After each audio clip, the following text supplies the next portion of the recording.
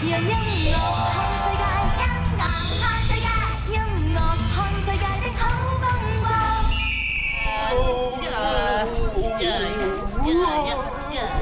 Jump Up Jump， 音樂看世界。電視機旁邊嘅小朋友，唔知你記唔記得 Jump Up Jump 係點解咧？其實 Jump Up Jump 咧，真係非洲話嚟嘅，意思咧即係解歡迎咁解嘅。大家跟我一齊讀一次啦 ！Jump Up Jump，Jump Up Jump， 啱啦。嗱咁今次咧，我李智恩 Purple 姐姐咧會再用音樂帶大家嚟到非洲呢一度㗎。咁到底我會有啲乜嘢嘅遭遇咧嚇？你係邊個？做乜喺度古古怪怪咁樣？快講喺度做乜嘢？族長，佢唔似係本土人啊，小心啲啊！得，我認得佢啦。佢上次咧咪同嗰啲小朋友同埋巴拉巴一齊唱歌嗰個Purple 族長啊，大家唔需要咁緊張嘅，其實我就冇惡意嘅。咁我其實就好想同小朋友咧了解一下你哋嘅非洲偉大嘅文化同埋音樂咁樣嘅啫。嗱咁頭先見到你哋都好開心啊，到底你哋喺度做緊啲乜嘢咧？冇錯，我哋今日好開心，所以就一齊唱歌同埋跳舞。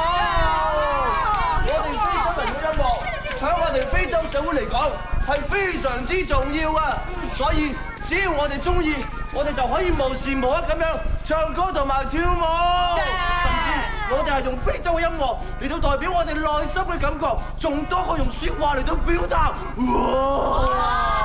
既然係無時無刻都要唱歌嘅話，咁你哋會唔會都係唱翻啲舊歌啊，或者係本身已經係耳熟能詳嘅歌曲咁樣咧？梗係唔係啦！我哋啊嘅音樂啊創作能力好高㗎，所以咧可以喺隨時隨地咧作一啲啱心水咧、啱場合嘅歌㗎。冇錯，咁犀利㗎！隨時隨地都可以作曲。哇！平時我作首歌都起碼幾個鐘頭啦，你哋話作就作，果然真係好厲害啊！只不過Purple，你頭先打擾咗我哋唱歌跳舞嘅興致，所以依家我要考下你對我哋非洲人嘅音樂有幾熟悉。如果你答錯嘅話，你就要留喺呢度喎。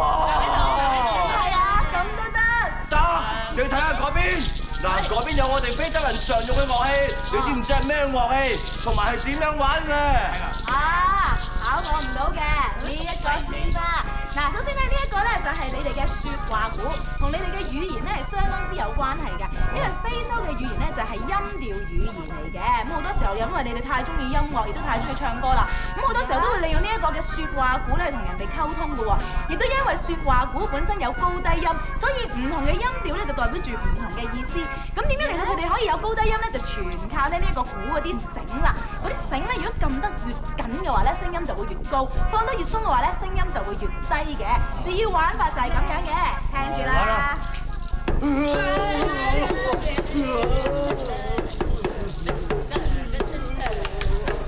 係咁啦，冇啦。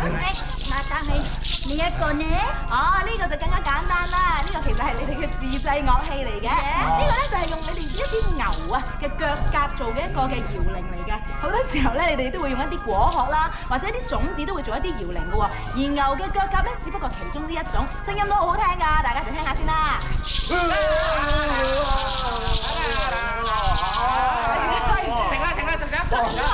開心，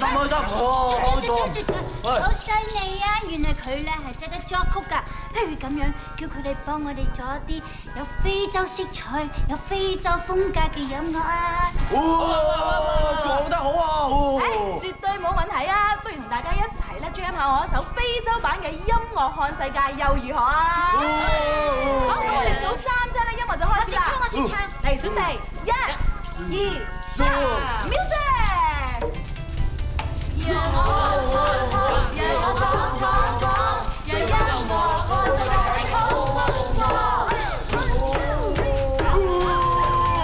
讓我闖，讓音樂看世界好風光。讓音樂看世界好風光。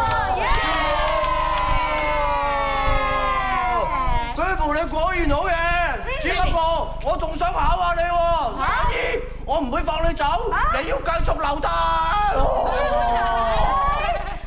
咁樣各位小朋友，到底我留喺非洲嗰度會有啲乜嘢嘅遭遇呢？咁各位小朋友一定要繼續留意我哋嘅 Jump 音樂。